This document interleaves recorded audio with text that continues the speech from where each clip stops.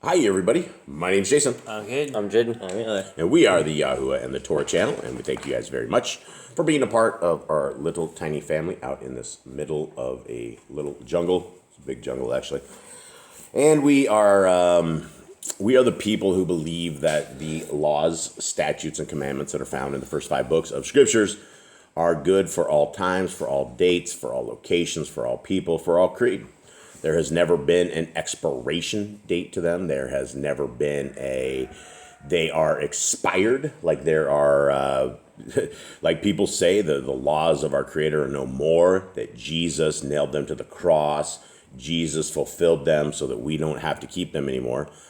And that is unscriptural. That actually isn't in the Scriptures anywhere. In fact, we have been told from the beginning in Genesis that we need to have a walk with our Creator, and that walk is in obedience. That walk is in a covenant walk where He provides everything for us and we provide loyalty back to Him, and we do the kind of things that He wants us to do because He's our Creator and He knows what's best for us. So most of the world has rejected all of that. Most of the people do not care what the laws of our Creator are. But for us and our family, we absolutely do, and we hope and beg and plead and yell, if we can, that you guys to open your eyes and to seek our Creator where He's able to be found. We are in what I believe is the end of the end days, and we are in, it's time to get ready. Everyone just really needs to get ready. And you won't be ready if you're not reading Scriptures. You won't be ready if you're sitting there in a 501c3 church on a Sunday being indoctrinated by Scriptures that are not even relevant to the talk that they're trying to have. So we are on, today is month 2 on our Creator's calendar. That makes us day 2 of our week. It is the 11th, right? Yeah, so it is the 11th day of our month. And it on the Gregorian calendar, it is the 4th month, 29th day. And so this is the calendar that we are, as a family, are following. It's the Zadok calendar. And it matches up with all Scriptures. And, we've definitely changed from being a howling at the moon lunar keeper to where we are not howling at the moon. We observe the moon and it looks really cool. But we're not blowing shofars on it because in Scriptures, new moon doesn't mean new month and vice versa on this. So there's a lot of issues within this. And so we are seeking our way. Gents, how you guys doing? Good. Everyone alive? Anyone have anything important to say? Anyone have anything cool? No. You guys were out fighting snakes last night a little bit. We were unable to catch the snake, but we have a big old honker that's out there on the back porch messing with us. And so we are attempting to fight the snakes. So hopefully we make it. And these snakes down here are all kind of deadly. Most of them will probably take you out. So, guys, this is Yah Scriptures right here. This is what I talk about every single day. This is the printing commenced about 8 days ago, I believe. They are printing this right now. It is being printed. And so we are going to have 5 books pulled, and we shipped from China over to us very, very soon. So we will actually get to crack the very first Yah Scriptures with Apocrypha. And we are very, very excited because this will be a Scriptures that I can actually read because the font is a 14.5 font. It's large print. This is for all of us with vision problems. This is for all of us that want a good Scriptures that we can read without having to squint. We don't have to have our heads hurt trying to figure out what in the world it is. It's 103 books. It's a little under 1.4 million words, and it has the full Apocrypha that has been hidden from everybody. And so this is why this is the greatest English translation you will ever find. The name of our Creator, the name of His Son, everything has been restored back to what it is. And you guys are able to download this. And it is, everybody will want to update this because, were we at revision 4 yesterday or revision 5, Mr. Cole?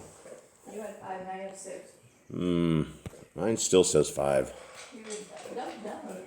I just refresh my down. There it is right there. Revision 6 is what we're at. Okay, so everybody will want to re-download your Yah Scriptures PDF if you have it or have been using it. We did a big revision yesterday, final revision, the same revision that's in our book. So this is revision 6. So you guys are the first to know about it. So you'll probably want to delete the old PDF you have, re-download this. Again, this is the final version of this. And everything here is free of charge. You guys can get a eSword module and Amazon. Last but not least, these are our Amazon books that are available, and you can grab all those. Every 100% of proceeds go to our brothers and sisters in chains. And here we are for all of us out in the middle of the jungle right now. Jade, MELAKIM 1, 1 Kings, chapter 7 is what we're at. Can you give us a breakdown of what's happened to this point? Solomon became king, obeyed his dad David's word to slaughter the certain people, to kill them and to get rid of them. He asked Yahuwah for wisdom, and Yahuwah asked him, "What do you want? I can give you riches, I can give you anything you want." He says, "Give me wisdom." He was smart. He did what his dad wanted to do. He built a house for Yahuwah. It took him 7 years, and he took a long time building, so we got a lot of insight on how it was built and what it looked like. Okay. All right. Anyone else have anything? Okay. And Shlomo built his own house for 13 years, and he completed his entire house. And he built the house of the forest of Lebanon. It was 100 amma long and 50 amma wide and 30 amma high, with 4 rows of cedar columns and cedar beams on the columns. See, now that sounds a lot bigger compared to... Yeah, I don't think he was messing around. He wasn't skimping on his own And it house. took him almost double the time. It was 6 more years. And Yeah, 6 more years, but the book of Josephus talks about that everybody was really, really ready to hurry on Yah's building. Like the entire kingdom came and they started building this, and it was very, very important. That's why it took him a lot longer on his house, but it wasn't like they weren't just trying real hard to get it going. So it went from 7 years with the Yah's house to 13 years with Solomon's. Yeah, and this is a big one. So Solomon had a monstrous house. And it was paneled with cedar above the beams that were on 45 columns, 15 to a row. Yeah, 45 columns. We're talking some like big stuff here. And there were windows with narrowed frames in 3 rows, and window was opposite window 3 times. And all the doorways and doorposts had square frames, and window was opposite window 3 times. And he made the porch of columns, 50 amma long, 30 amma wide, and the porch was in front of them, and the columns and the roof was in front of them. And he made a hall for the throne, the hall of right ruling, where he ruled, and it was paneled with cedar from floor to floor. And the house where he was to dwell, the other courtyard within the hall, was of like workmanship. And Shlomo made a house like this hall for Pharaoh's daughter, whom he had taken. Did he make another house, or are we talking that the house he's making? I think she has her own hallway. Yeah, Shlomo made a house for this hall for Pharaoh's daughter, whom he had taken. What does that mean? I don't know. And the house where he was to dwell, the other courtyard. Okay, and the house where he was to dwell, the other courtyard, within the hall was like workmanship. So I think this is like a house within houses, or many other houses or something, I think is what we're looking at. This is huge, though, is what it is. I don't know why he did a hall like this for Pharaoh's daughter. 9. And these were of precious stone, hewn to size, sawed with a saw inside and out, from the foundation to the coping, and also on the outside to the great courtyard. And the foundation was of precious stone, large stones, stones of 10 amma and stones of 8 amma. And above were precious stones, hewn to size, and cedar wood.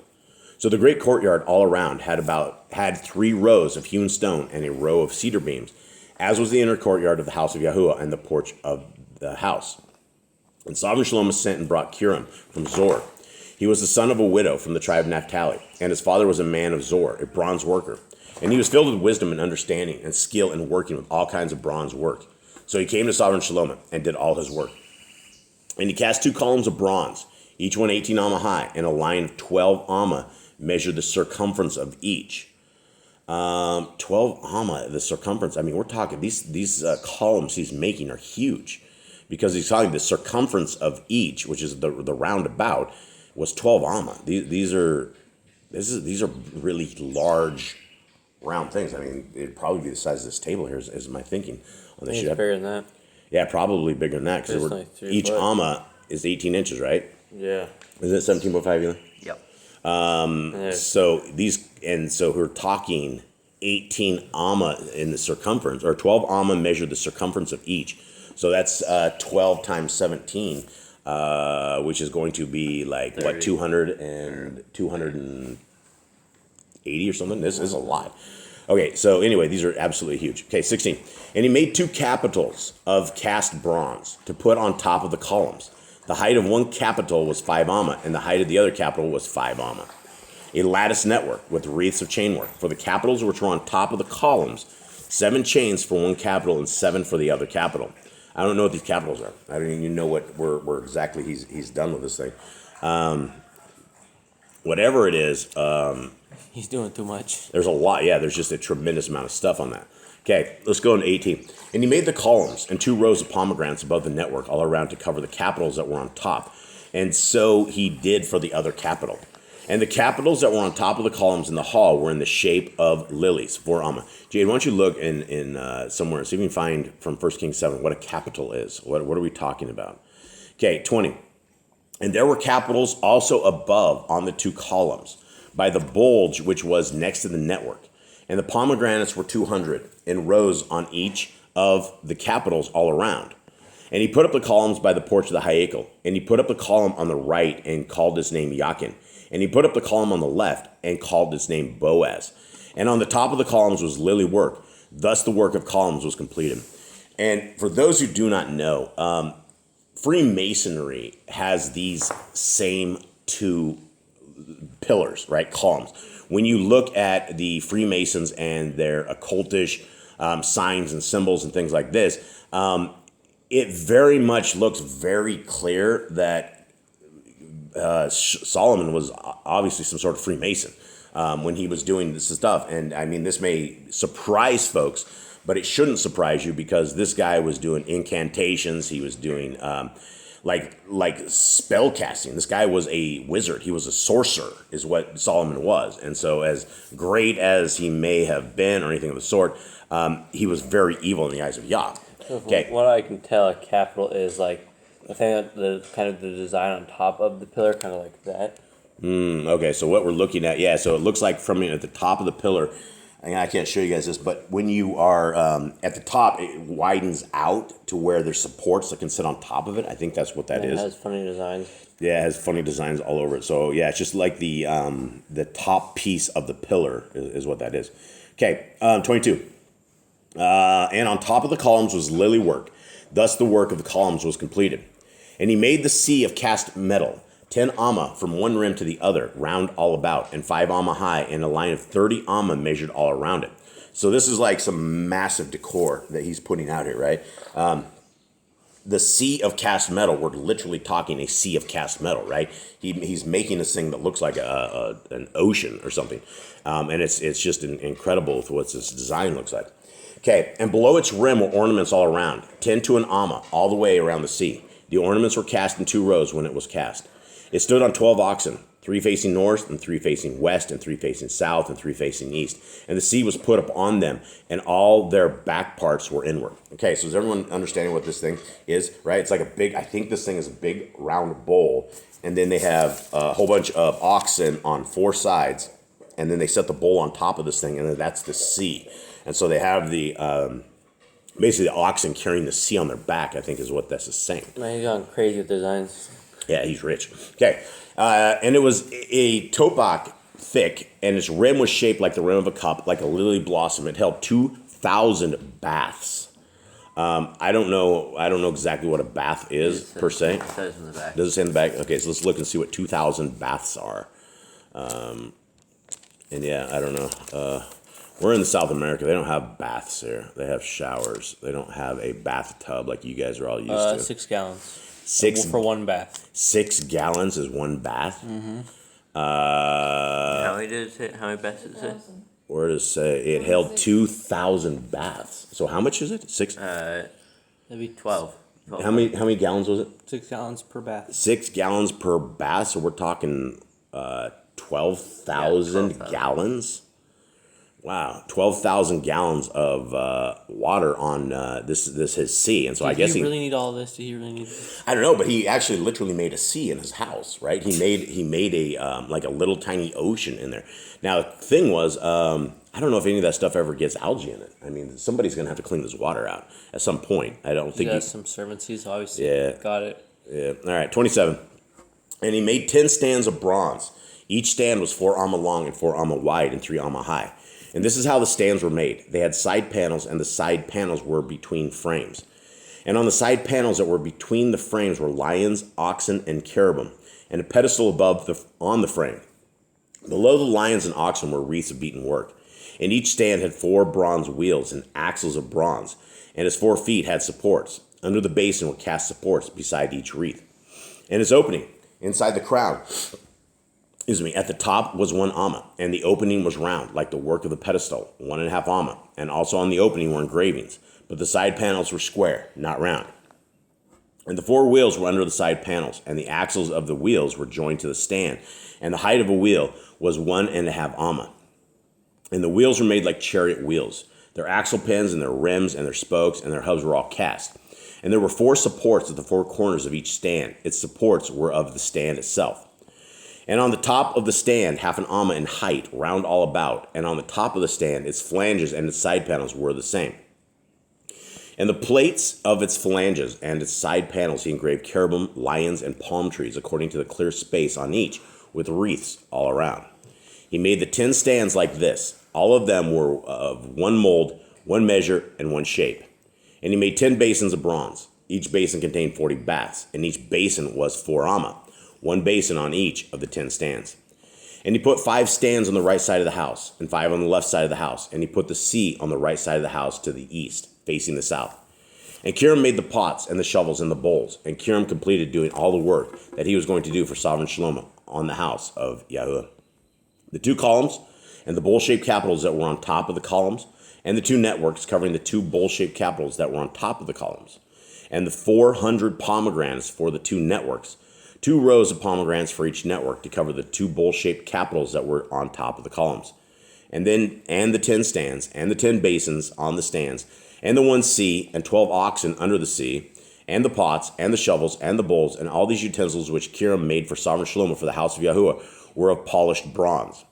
The sovereign had them cast in clay in the district of Yardim between Sukkot and Zarethan. And Shlomo left out all the utensils because there were many. Nor was the weight of the bronze searched out. I don't know what it's saying. And Shlomo left out all the utensils because there were many, nor was the weight of the bronze searched out. I didn't count them all. Yeah, there was too many. Yeah, I think he just went and made everything. He's so rich. He has so many of these things. Like, I'm just not going to count it. Yeah.